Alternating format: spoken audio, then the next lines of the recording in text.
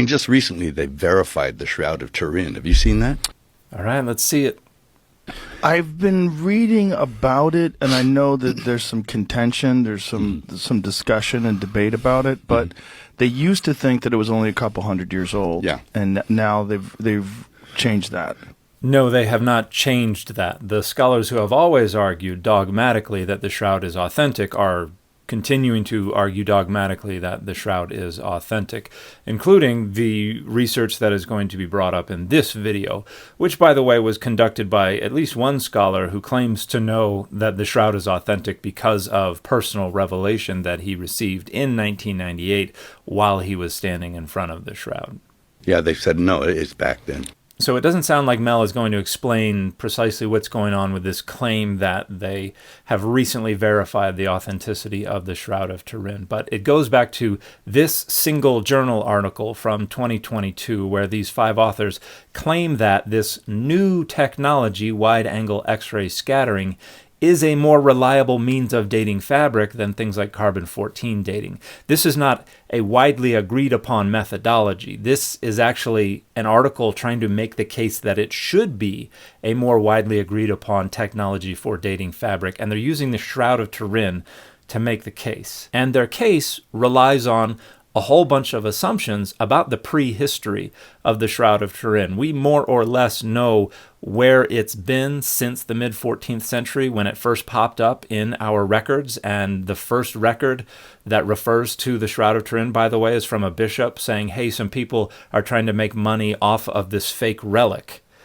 which turned out to be the Shroud of Turin. But for the 1300 years before that, we have no idea where it's been or if it even existed.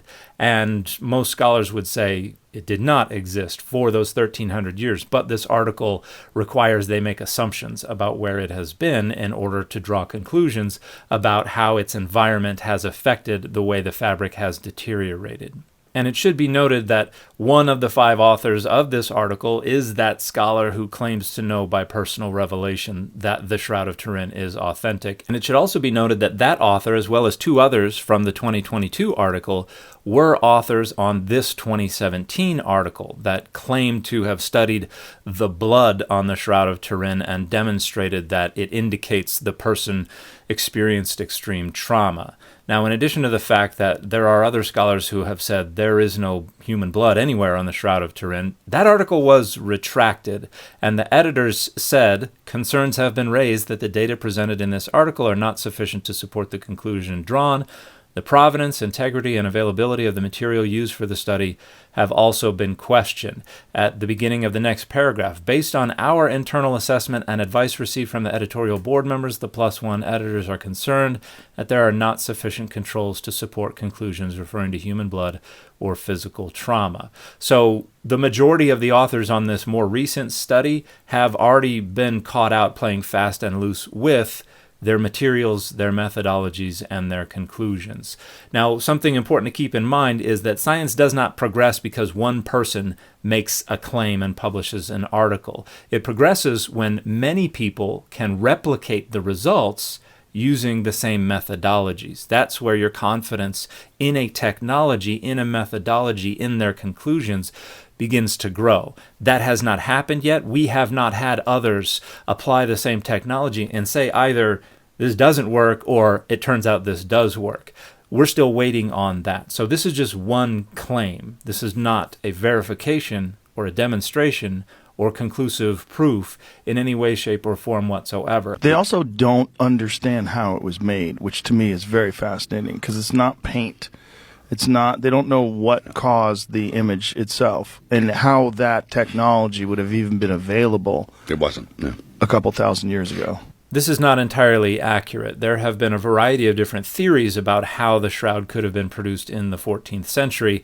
None have been demonstrated to be the actual technique that was used by whoever created the Shroud of Turin, and in no small part because the folks who are dogmatically convinced of its authenticity refuse to accept any theories apart from whatever theories they come up with for how this was supernaturally achieved, and Mel's going to do that later in this video. But there's a 2010 article from Luigi Garlaschelli wherein he demonstrates that there's a very simple artistic technique that was available to medieval artists that can replicate precisely the material features of the Shroud of Turin, and he has to try to replicate the centuries of aging using an oven and specific times and temperatures, but he can reproduce all of the features of the Shroud of Turin. But the experiment shows that this does not have to be anything supernatural or on an atomic level. There are very simple ways to reproduce the features of the Shroud of Turin. An intense light, I mean atomic, to leave almost like a photographic imprint on a piece of cloth. Yeah. And that is even less supported a theory than the other theories for artistic creation in the 14th century. And you can see it, that it depicts a first century Hebrew male, because the hairstyle was from the first century, and a Hebrew hairstyle. Absolutely nothing at all about the hairstyle indicates that the image on the Shroud of Turin is more likely to come from a first century Jewish man than from a medieval artist. That he was about 6 feet tall, that he was completely scourged all over his body. He was crucified, scourged, beaten, Yeah. the wounds on the thorns, the hands, the feet, and the scourging. And the hairstyle was from the first century.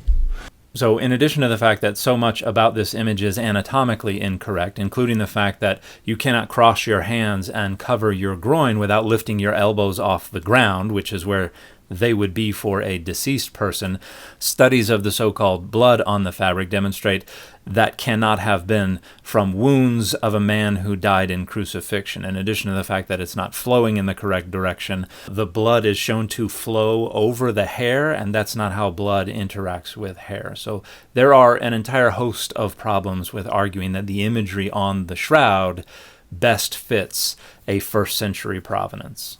And the pollens that they found in the cloth were from that region. Yeah. A number of scholars have pointed out that the presence of these pollens on the shroud does not in any way, shape, or form whatsoever demand the conclusion that the shroud existed prior to the 14th century CE. Also, the weave was a first century weave that was typical.